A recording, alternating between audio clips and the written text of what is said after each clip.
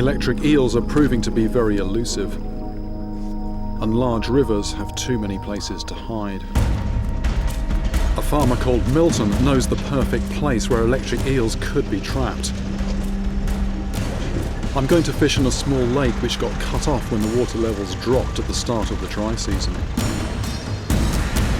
It's 3 miles inland from the Araguaia, so he gives me and my boat a lift.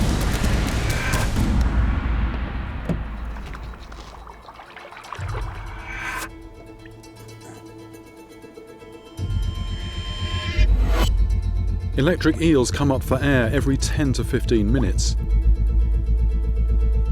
They get 80% of their oxygen by absorbing it through blood vessels in the mouth.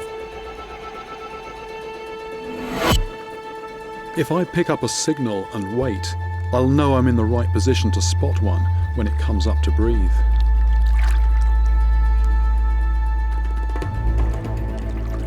Oh, there was something just surfaced, made some rings just by that bit of wood there, which could have been an electric eel coming up for air.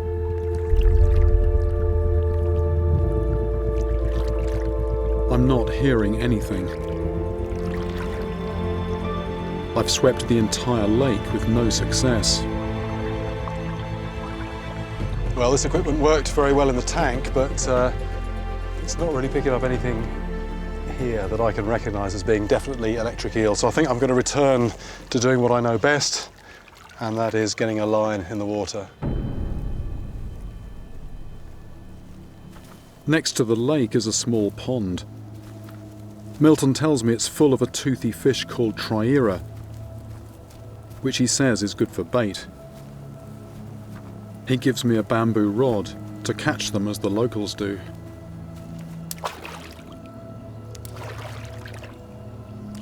Most fishing, you're being quite stealthy.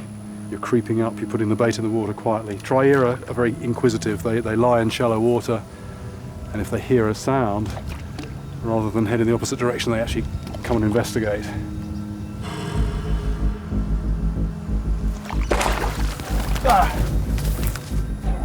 That's a Triera. Those teeth are probably almost as vicious as the piranhas. There's a bit gap-toothed, but those teeth are very sharp. That's a start towards getting some bait.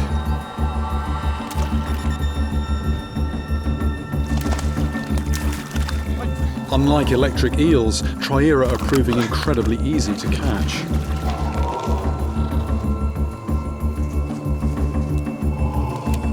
They're also very slippery. It's like a bar of soap with teeth. Progress stops when my hook gets caught on an underwater branch. I'm not prepared for what I find at the end of my snagged line. Here. Here. Not an electric eel, that is an eel.